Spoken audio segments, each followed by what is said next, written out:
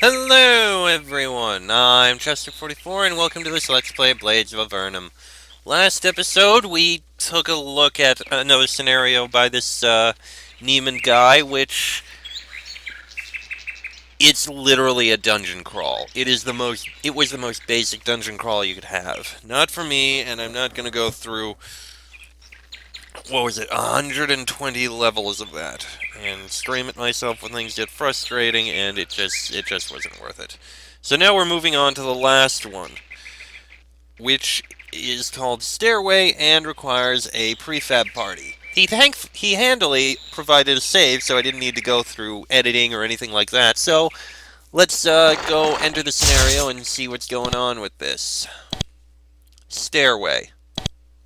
You find yourself waking up in what seems to be complete darkness. As your eyes adjust, though, you realize that there is a faint light coming from every direction. It is just enough to see by. You take a look around yourself. You're on a rocky, broken ledge on the side of some larger space. You walk over to the edge to see more. What you find is breathtaking. A seemingly endless flight of stairs plunges down a stone shaft and disappears into the gloom. Looking upward, you see that the stairs go up as well, but you cannot see the top. Next to you, something has broken the stairs. You'll be able to reach the stairs to go down, but there's no way to go up. Thinking about it, you realize that you have no idea where you are or what you might be doing here. In fact, you can't seem to think of who you might even be. You remember waking up and nothing before. You examine your possessions. You have serviceable clothes, a functional knife, an empty quiver for arrows, and in a pack a small bundle of edible mushrooms. All in all, a rather uninteresting set of items that could belong to anyone. Lastly, you find a crumpled piece of paper in your pocket. The only thing written on it is the sentence, "You are the ampersand." Very strange. This seems to exhaust what you can learn here. You'll have to move onward. The only way to go is down. Oh boy. Well, okay then. On one of the steps, a glint of light catches your eye. You look closely and find a ring, which you pick up. Looks like silver, and the workmanship is quite fine. It has an ampersand symbol in place of a stone. Seeing the ring sets you thinking about your purpose here. Are you perhaps an adventurer seeking treasure in an ancient tomb? But then surely if you were an adventurer you would be better equipped and have some idea of what you were doing. You can't equip this item.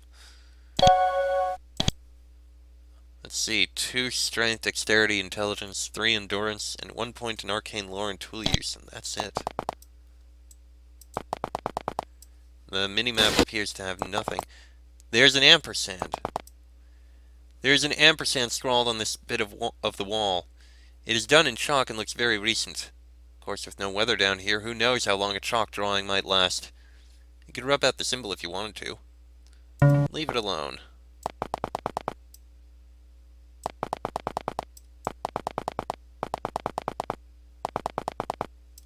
There's another ampersand chalked on this bit of the wall. You have a strange urge to erase it. Leave it alone.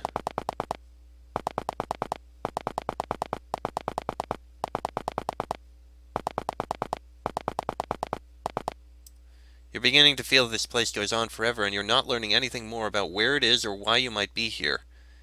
You stop for a moment and strain to think of anything that you might remember from before waking up on the ledge, but you still cannot come up with anything. Desperately, you reconsider what you already know, but it seems useless.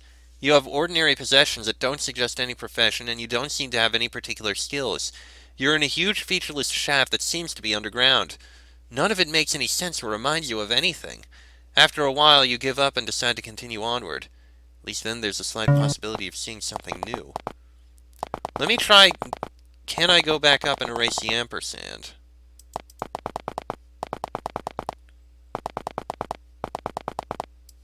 Erase it. You rub out the symbol. And nothing else happened. Okay, keep going down, I guess. For the first time now, the feeling that you are being watched has been growing, but now you're sure something must be there. You look around nervously, but still see nothing. Leave it alone. I'm not going to erase those, then. if something is watching me when I do that. You hear a strange, faint music floating up from the depths. You wonder if there's somebody down there. Leave it alone.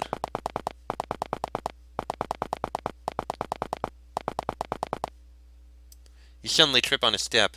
You catch yourself and don't fall, but the silver ring drops out of your pocket. Oops.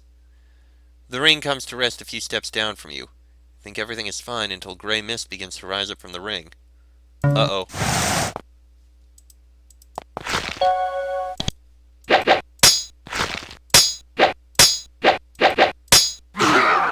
That was quite unexpected and frightening.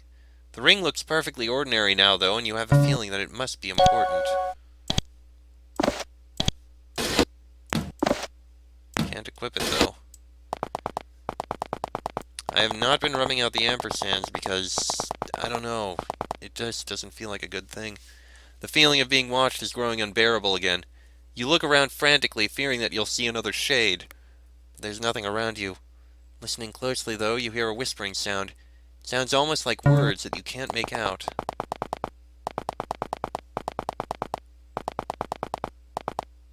You're beginning to feel very hungry and weak. You decide that you'd better stop and eat your mushrooms now. As you walk down this flight of stairs, an explosion goes off right in front of you. Miraculously, you are able to catch yourself on the next flight of stairs down. You pull yourself up and rest for a moment to get over the massive rush of adrenaline. This place is really unnerving. In front of you, the next section of stairs is in the wrong place. It's too high to reach. Who would possibly build stairs like this? As you examine the surface of the raised portion closely, you find a tiny slot. Maybe something should fit in it? The only object that you have with you that might fit in the slot is the ring. If you stuck it in, though, you can't see any way that you could get it back out. Insert the ring into the slot. You stick the ring into the slot. It falls down inside with a series of clinking noises. Then the stone begins to move. Well, now you can get through. You hope you won't be wanting that ring for anything else, though. You notice something white on the steps and pick it up. It's a piece of chalk. Seems like it might be useful.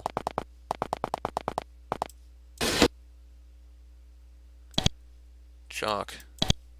There is a drawing of a shade sketched out in chalk on this wall. Gives you a cold, creeping sensation. Leave it alone. You suddenly have the bad feeling that something is moving behind you. You spin around in time to see a shade step out of the chalk drawing on the wall.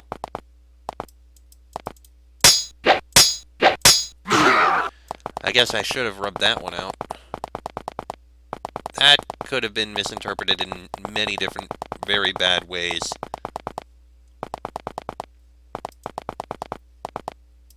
You stop to rest for a minute. You've been walking down for a long time. You look up at the stairs you've come down, but there's really not much to see. Then you notice that the whispering sounds are back. They're definitely coming from below, and they seem to be repeating, "Ampersand! Ampersand!" Then they abruptly fade away. You feel quite unnerved. You know, I'm reminded of... Ow! That nearly made you jump out of your skin. It was so sudden. At a glance, this looks like the same ring that you fed into the slot higher up. The same one that made the shade appear. Now the ring is back in your possession, but you're not sure if you think that's a good thing. What I was going to say is, I'm reminded of... If anyone knows of the SCP Foundation, there's one that's basically a set of stairs that goes down. As you walk, a new thought comes to you. What if this is all some illusion or hallucination? That problem, you realize, is that it doesn't seem to matter. Whether all this is real or not, you certainly seem to be stuck with experiencing it. The SCP that I'm mentioning, it's basically an endless series of stairs downwards. The further down someone goes, the more... I'll read this in a minute. The more they feel unnerved, and the more they don't want to go down. Until eventually they start getting the feeling of being watched. And it just gets worse and worse as they go further and further down. Eventually, they see some kind of face down. Oh, they also soon start hearing some kind of crying, like a child, that is just past the next stairway, just a few more landings down. No matter how far down they go, it's always just a few landings down.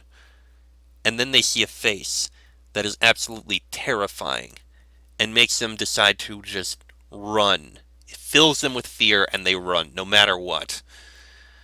From what I remember, there have been a few tests where people have gone down there with cameras and the like. One went down a short distance, one went down a medium distance, one went down for what felt like miles before he found, with all sorts of supplies. When the face showed up, he ran as fast as he could until he just passed out from exhaustion and was never seen again. I'm reminded of that. I don't know if this is going to end the same way or if this is inspiration from it, but we'll see. The monotony of the situation is really getting to you. You pause just to do something different, but it doesn't help. Neither does kicking the wall, although that hurts your foot. You're exhausted, chilly, and you have bruises and cuts all over. You could just end it all. The edge of the stairs is only feet away. You almost want to, but a feeling you can't describe makes you draw away from the edge, turn, and go on and down the stairs. Just wonderful. In front of you is a magical force field blocks the stairs. It even extends out above the seemingly endless drop, so there's not even a chance you could climb around or over it. Sure, climbing the stairs hasn't really been getting you anywhere as far as you can tell, but at least it feels like you're doing something, and to be blocked now is frustrating in the extreme. You remember that the last time there was an obstacle in your path, the ring was the tool you needed to remove it. You look closely at the surface of the force field, but there's nothing like the slot that the stone barricade had. But you notice that the field is made of tiny flowing runes. Taking out the ring, you notice that the patterns on it form similar runes. Wave the ring at the force field. You wave the ring in front of the field in every pattern you can think of, but the barrier stays firm. You think you might see the runes moving to follow the motion of the ring, though. Try to put the ring into the force field. You bring the ring against the surface of the barrier and press it in. After a moment, it is pulled out of your grasp and inside the field, which begins to glow and unravel. As the barrier disintegrates, the ring is carried over the edge of the steps and around beneath you, out of sight. The last of the runes fade into the air, leaving only a smell of ozone in their wake. You've lost the ring again, but now you can proceed downward. Even further down.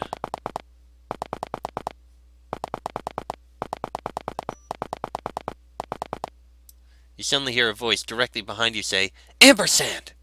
You whirl wildly around, looking everywhere, but there's nothing moving nearby. It must have been your imagination, but it sounded so real.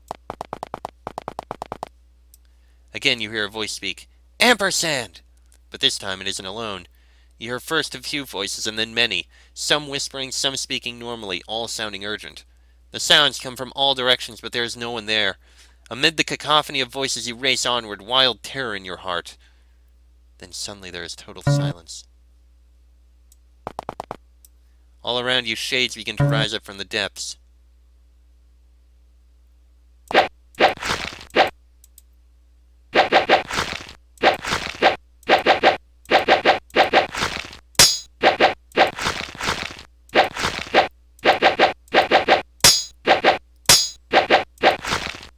The shades have battered you until you can no longer defend yourself.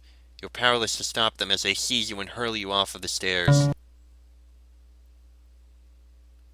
As you fall, you lose consciousness. Then you find yourself waking up in what seems to be complete darkness.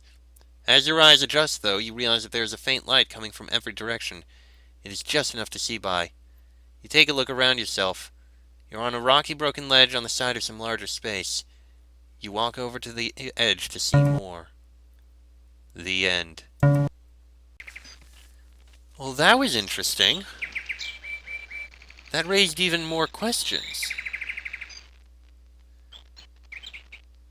There didn't seem to be any answer. There has to be more to it. What happens if we rub out all of those chalk drawings? I don't understand. And I don't think there's any way we can get past those spirits. That may just be the end of it. I'm definitely going to take a look at the walkthrough, see if there's any more information about it. But I think that I'm going to have to end this episode here. That's the last of the scenarios by Neiman, so we're going to move on to some other ones after this. That'll be in the next episode. Till then, I'm Chester44. That is ampersand, apparently. This has been a Blades of Avernum Let's Play, and I shall see you all next time.